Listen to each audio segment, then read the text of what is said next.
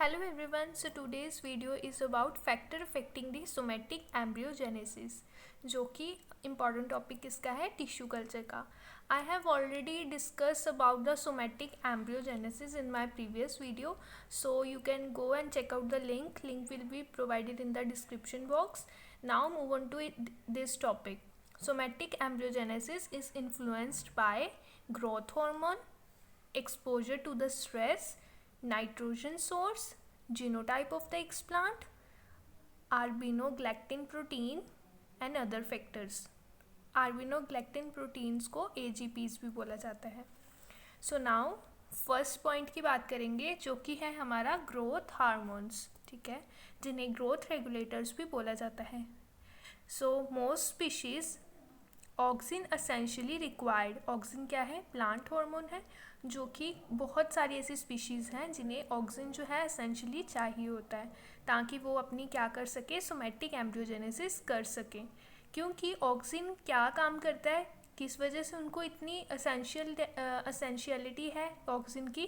Because auxin जो है वो कॉज करता है dedifferentiation of the cell. ठीक है, अभी डी डिफ्रेंसिएशन मैं यहाँ पर थोड़ा सा बता देती हूँ.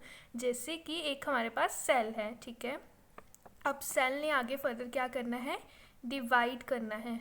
तो ये हमारे पास एक सेल है, जैसे मान लो मेरिस्टेमेटिक सेल है, वो आगे डिवाइड होगा पैरेन्काइमा में, स्क्लेरेन्काइमा में, और फर्दर ही आगे मेरिस्टेमेटिक सेल्स बना देगा. मतलब एक सेल जब वो डिवाइड करता है to produce different type of cell, तो उसे बोला जाता है सेल की dedifferentiation. Whereas division में क्या डिफरेंस होता है, मैंने ऑलरेडी ये भी मतलब बताया है वीडियोस में अपनी पुरानी. डिवीजन में जैसे कि माइटोसिस या मियोसिस होती है, तो जब वो सेल डिवाइड करते हैं तो वो सेम ही टाइप के जो हैं फर्दर सेल्स बनाएंगे, चाहे वो एक सेल प्रोड्यूस करे, 2 या 3 या नंबर ऑफ सेल्स प्रोड्यूस कर रही हैं. ठीक है, नाउ ऑक्सिन क्या करता है, डी डिफ्रेंसिएशन करता है. नाउ एग्जाम्पल उन्होंने दी है, जैसे कि कैरेट की एग्जाम्पल दी है जिसमें सेल डिवीजन होती है सिमेट्रिकली, एंड उनके जो डॉटर सेल्स होते हैं वो टुगेदर क्या प्रोड्यूस करते हैं, सेल के मास को, जिसे प्रो एम्ब्रियोजेनेसिस बोला जाता है. कैरेट की एग्जाम्पल दी है, उसमें सेल डिवीजन होती है और सिमेट्रिकल डिवीजन होती है जिसमें डॉटर सेल्स बनते हैं.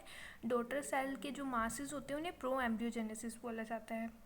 नाउ दे आर सेइंग कि if the present of auxin the embryonic क्लम grown up. कहते हैं कि अगर हम उस टाइम पे प्रो एम्ब्रियोजेनेसिस जब बनती है तो ऑक्सिन की प्रोविज़न करते हैं, तो उस टाइम पे जो है वो क्लम जो बना होता है, मास ऑफ क्लम, वो क्या करता है, और ज़्यादा बढ़ता है, और एक टाइम ऐसा आता है वो जब टूट जाता है और स्मॉलर सेल्स में सेल मासेस बना लेता है, जो और आगे नए नए सेल्स जो हैं वो क्लम्स प्रोड्यूस करते हैं. क्योंकि ऑक्सिन क्या करता है, डी डिफ्रेंसिएशन करता है. लेकिन अगर हम ऑक्सिन की कंसंट्रेशन कम कर दें या बिल्कुल ही ऑक्सिन को डालें ही ना, रिमूव कर दें या रिड्यूस कर दें, तो इससे जो सेल की डेंसिटी है ना वो कम हो जाती है, जिससे एम्ब्रियोनिक क्लम भी क्या बनेंगे, बहुत कम बनेंगे. वो फर्दर आगे और ज़्यादा डिवाइड नहीं करेंगे, डिफ्रेंसिएशन नहीं करेंगे. एग्जाम्पल उन्होंने दी है जैसे कॉफ़ी, अल्फ़ा और कैरेट प्लांट में.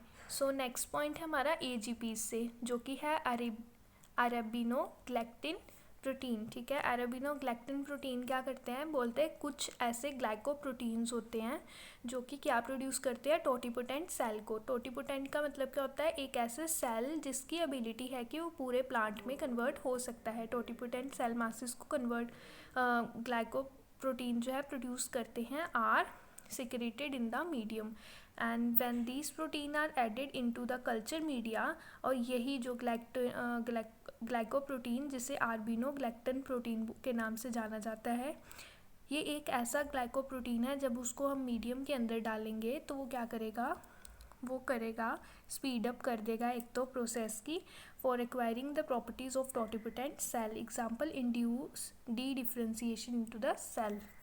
Now move on to third point. Third point क्या है, नाइट्रोजन सोर्स. जो नाइट्रोजन है उसका मार्क्ड इफेक्ट है किसके ऊपर, सोमैटिक एम्ब्रियोज के ऊपर. उन्होंने एग्जांपल दी है कैरेट में, जैसे कि अमोनियम क्या करता है, हैज़ अ प्रोमोटिंग इफेक्ट होता है सोमैटिक एम्ब्रियोजेनेसिस में. क्योंकि वो क्या करता है, अगर हम अमोनियम देंगे ना मीडियम में, तो उससे रीजनरेशन हो जाती है. In another words, ammonia is essential during the somatic embryos induction. Somatic embryos की इंडक्शन के लिए अमोनिया बहुत ही ज़्यादा ज़रूरी है. सो फ्रेंड्स, आज हमने पढ़ा है कुछ फैक्टर्स जो कि सोमैटिक एम्ब्रियोजेनेसिस को इफ़ेक्ट करते हैं। अगर आपका कोई भी डाउट हो इससे रिगार्डिंग आप प्लीज़ मुझे कमेंट करके बता सकते हैं, और आपको कोई भी नेक्स्ट वीडियो किस टॉपिक के ऊपर चाहिए आप प्लीज़ वो भी लिख के बता सकते हैं। कोई भी कन्फ्यूजन हो वो भी बता सकते हैं। एंड या अगर आपने चैनल को सब्सक्राइब नहीं किया है तो प्लीज़ सब्सक्राइब कीजिएगा, और अगर वीडियो हेल्पफुल लगी हो तो एक लाइक भी कीजिएगा। Till then stay safe, stay happy.